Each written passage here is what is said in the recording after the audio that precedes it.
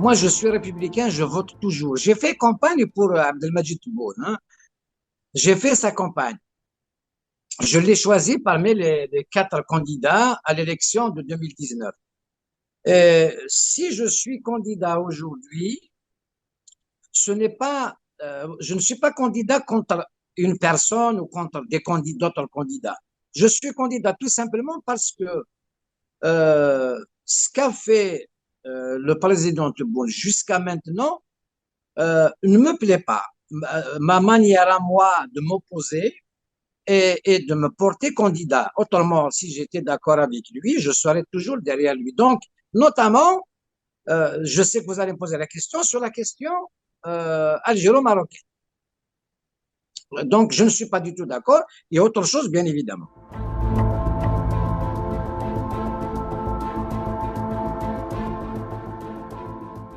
Il n'y a pas que ce point-là, hein. Il y a quatre ou cinq points très importants qui m'ont poussé à être candidat. Depuis la dernière interview que le président Tebboune a donnée à Al Jazeera, c'est la goutte qui a débordé le vase. C'est-à-dire, il a accumulé des erreurs, notamment quand à propos du Maroc, il a dit nous sommes arrivés au point de non-retour. Moi, je n'ai pas du tout aimé cette manière de procéder avec. Entre-temps, il dit que Shab Shaqiq, Balad Shaqiq, attendez, il dit que nous sommes arrivés au point de non-retour. Alors, contrairement, j'ai vu le roi Mohamed VI dans son dernier discours, il a appelé au dialogue. Il a appelé le peuple marocain, enfin les youtubeurs et tout ça, à ne pas insulter. C'est une manière de tendre la main. Donc, dans mon programme, bien évidemment, à propos du Maroc, euh, on va évidemment rétablir les relations de fraternité avec notre voisin et frère marocain. Tout simplement, ce n'est pas ce qu'il a fait le président Tebboune depuis qu'il est président.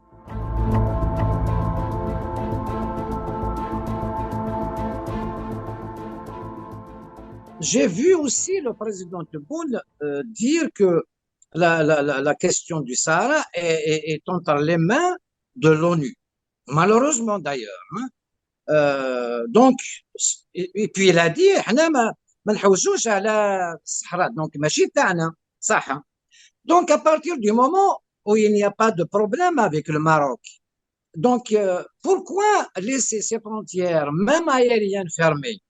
Du moment que, par contre, pourquoi je dis malheureusement est entre les mains de l'ONU? Parce que euh, quand il s'agit d'un différend entre frères, moi, ma conception des choses, je n'ai pas à avoir d'intermédiaire. Ça se passe directement du moment qu'on n'a pas de problème. Alors, ouais, la question du Maroc, c'est entre le Maroc et le Sahara.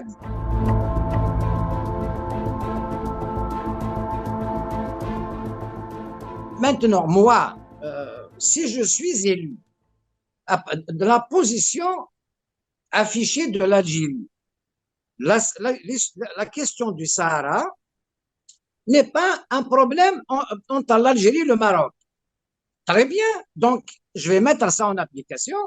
Si je peux aider à une solution apaisée, c'est très bien. Sinon, je laisse l'ONU faire. Malheureusement encore. Pourquoi ce n'est pas la Ligue arabe qui fait ça entre frères? Maintenant, c'est l'ONU ou c'est la Ligue arabe. Le problème n'est pas entre l'Algérie et le Maroc. Donc, je vais appliquer la position officielle de l'Algérie. À partir du moment où il n'y a pas de problème, le Sahara n'est pas un problème entre l'Algérie et le Maroc. Voilà le mouchki.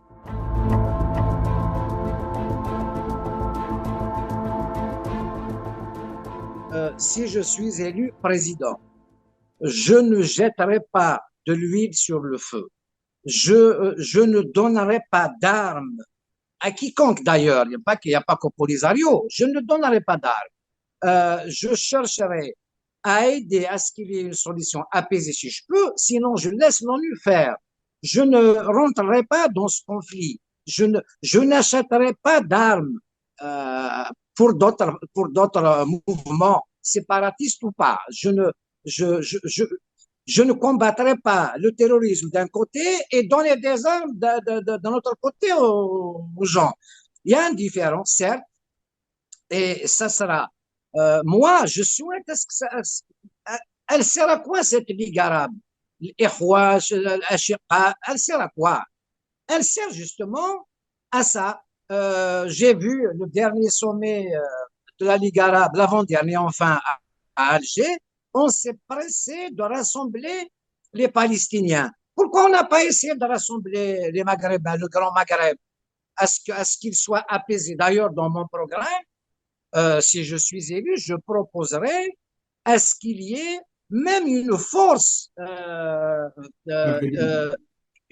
d'union entre le Maroc, l'Algérie, la Tunisie, la Libye pour combattre ce terrorisme. Donc, à partir du moment où on s'affiche contre le terrorisme. Donc, il faut qu'on soit bien d'accord. Il y a pas mal de choses qu'on pourrait faire ensemble. Et le tandem algéro-marocain peut faire gagner, avancer non seulement l'Algérie et le Maroc, mais l'Afrique en général. Et les Européens qui se mêlent un peu de nos affaires au Sahel et tout ça, c'est les deux pays avec d'autres qui pourront régler ce problème du moment qu'on est à proximité.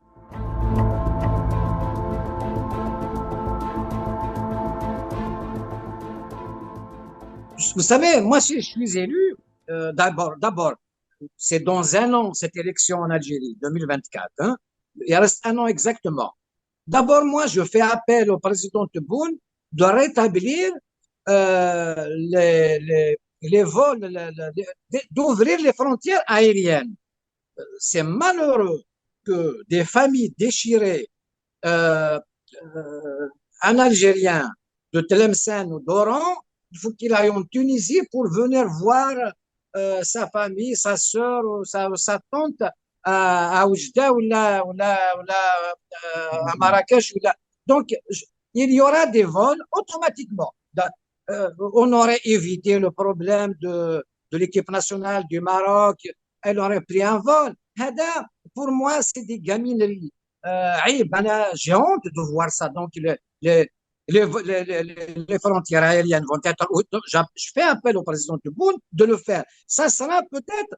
On n'a pas besoin d'intermédiaires pour se parler entre frères. Donc, je peux le faire d'ailleurs. S'ils font appel à moi, je le ferai. Donc, intermédiaire, on peut ouvrir. C'est des vols commerciaux. Les deux compagnies aériennes, Royal Air Maroc et Air Algérie, elles peuvent. En 24 heures, on peut ouvrir les frontières aériennes. Et la suite viendra petit à petit. Mais moi, si je suis élu, le premier jour, d'abord, le premier pays à visiter, ça sera le Maroc. Sans doute, et avec le Maroc, je lancerai le Grand Maghreb avec nos frères tunisiens, mauritaniens et libyens qui ont besoin, justement, la Libye a besoin d'union pour régler leurs problèmes. Je suis certain, si on additionne les forces de frères mauritaniens, marocains et tunisiens, les Libyens vont croire à une solution de frères, de fraternité. Je suis certain que le problème sera réglé dans l'intérêt du Grand Maghreb et la jeunesse du Maghreb, elle pourra circuler de Tripoli jusqu'à Marrakech sans aucun problème. Des échanges culturels et commerciaux, on a tout à gagner.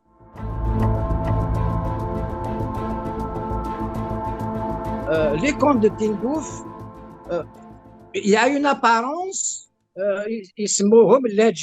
donc quelqu'un qui vient chez toi, tu l'abrites et tu l'aides.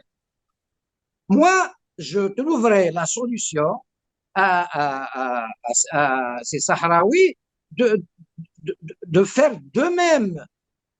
On ne peut pas garder les camps, entretenir des camps sur le territoire algérien éternellement.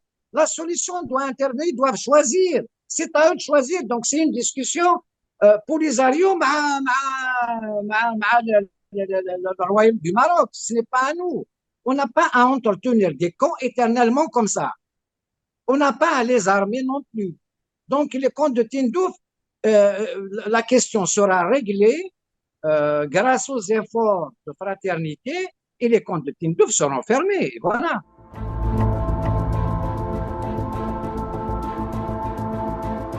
Vous savez, ça c'est un problème interne à l'Algérie. Oui, la question kabyle se pose. Elle s'est posée depuis longtemps. Moi, évidemment, je ne suis pas séparatiste. Au contraire, je crois au Grand Maghreb, à l'Algérie prospère avec toutes ses composantes, bien évidemment, sa diversité. La question kabyle se pose. On a un problème euh, qu'on diffère de décennie en décennie. On a un problème interne. Donc, mais le problème sera réglé. Il faut une volonté politique. Il y a certainement une spécificité kabyle connue par le monde. La Kabylie, pour moi, qui suis kabyle, algérien bien évidemment, quand on est kabyle, on ne peut pas être autre chose qu'algérien. Voilà ma conception des choses. Je pense que la Kabylie a montré son universalité à travers le monde. D'où pourquoi la Kabylie prêche la paix. Je serai le candidat qui va investir dans la paix. Je vais investir dans la paix. Je ne vais pas investir à acheter des armes. Les armes ne serviront à rien. C'est le débat, le dialogue, que ce soit avec nos voisins, que ce soit à l'intérieur du pays. Oui, la question kabyle se pose. Et moi, je n'ai pas honte de le dire à haute voix, parce qu'à chaque fois, on dit que l'Algérie est visée, donc on va s'occuper de ça depuis l'indépendance. La question kabyle, ça sera en on va la régler. Elle n'a jamais été réglée. Et moi, on diffère toujours donc les échéances. Ça peut nous coûter cher. Ça, c'est un problème interne, évidemment, entre Algériens. Moi, la question kabyle, la première semaine de mon installation, elle sera réglée. Il n'y a pas de problème. Mais ce problème, à présent, est maintenu. Et c'est dangereux pour nous.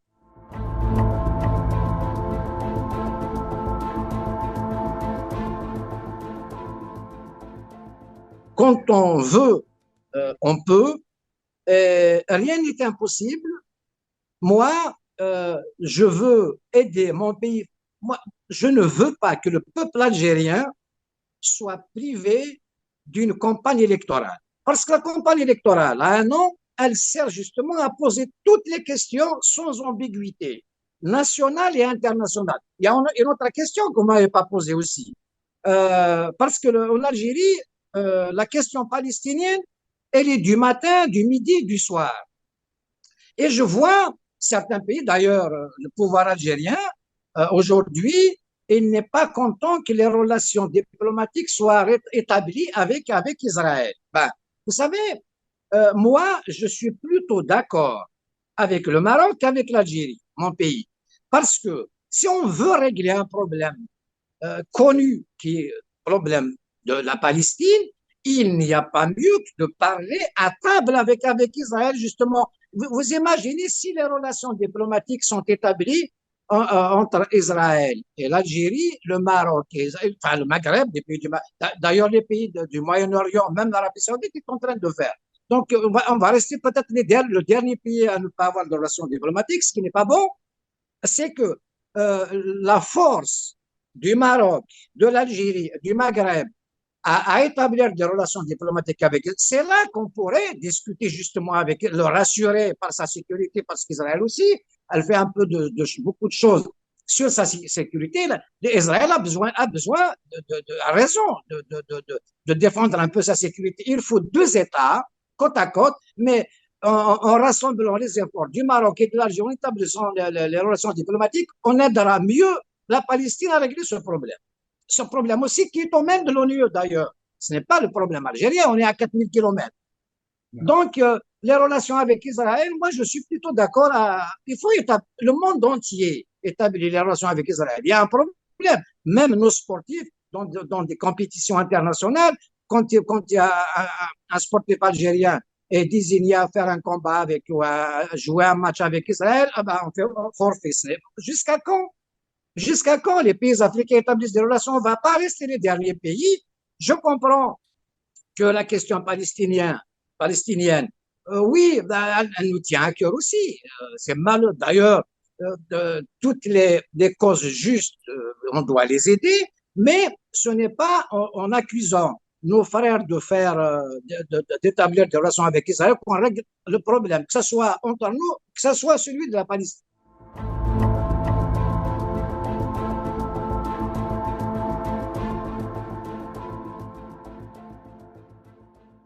L'armée, depuis l'indépendance, c'est elle qui gère notre pays. Je ne dis pas malheureusement ni heureusement.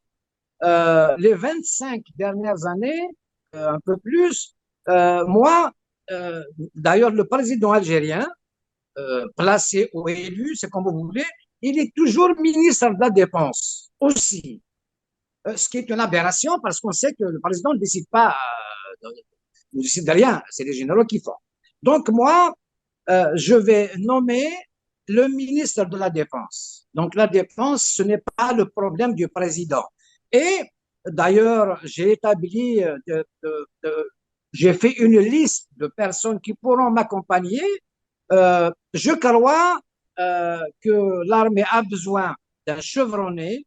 J'ai désigné le général Toufik pour être le président d'honneur et ministre de la Défense, qui se débrouille. Donc, parce que quand je vois des généraux, quelques-uns en prison, donc ça, le clanisme et tout ça, ce n'est pas rassurant, même envers nos voisins.